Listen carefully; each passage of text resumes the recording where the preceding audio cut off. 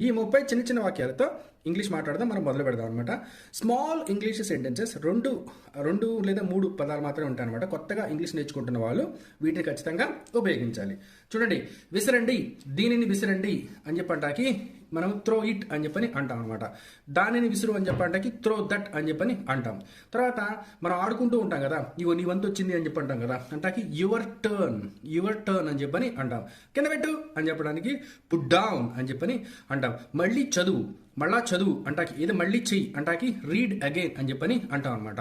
తర్వాత మళ్ళీ చెయ్యి అంటాకి డూ అగైన్ అని చెప్పని అంటాం, లేదా డూ ఇట్ అగైన్, దీన్ని మళ్ళీ చెయ్యి అని చెప్పని కూడా చెప్పొచ్చు. చిన్న చిన్న మార్పులు చేసి మీరు కొత్త సెంటెన్సెస్ కూడా మీరు ఇక్కడ రూపొందించవచ్చు.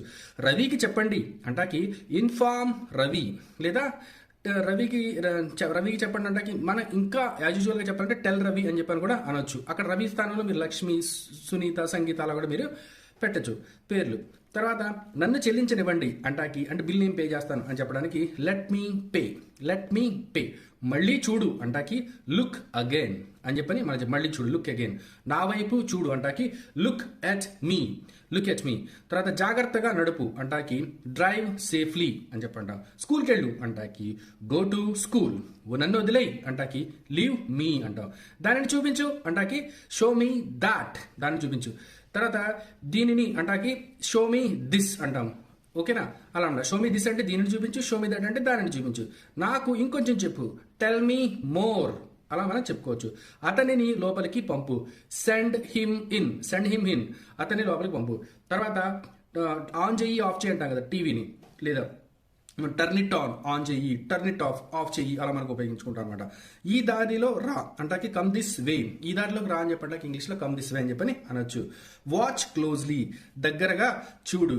స్టాప్ లాఫింగ్, నవ్వడం ఆపండి అంటే నవ్వడం ఆపండి అని చెప్పడానికి స్టాప్ లాఫింగ్ అని చెప్పొచ్చు. తర్వాత ఇక్కడ స్టాప్ చెప్పి మీరు ఏమైనా చెప్పొచ్చు. స్టాప్ ఈటింగ్, స్టాప్ డ్రింకింగ్, తాగడం ఆపండి, తినడం ఆపండి.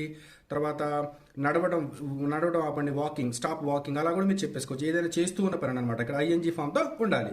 తర్వాత డోర్ని పట్టుకోండి, హోల్డ్ ద డోర్ అని చెప్పి చెప్పొచ్చు. గట్టిగా అరవద్దు, డోంట్ ఎల్ గట్టిగా అరవద్దు అనమాట. క్యాండిల్ని వెలిగించండి, లైట్ ద క్యాండిల్. అబద్ధం చెప్పొద్దు, డోంట్ లై. త్వరగా పద, కదులు అంటాకి మూవ్ క్విక్లీ అని చెప్పని చెప్పవచ్చు. కార్లోనే ఉండు, స్టే ఇన్ ద కార్.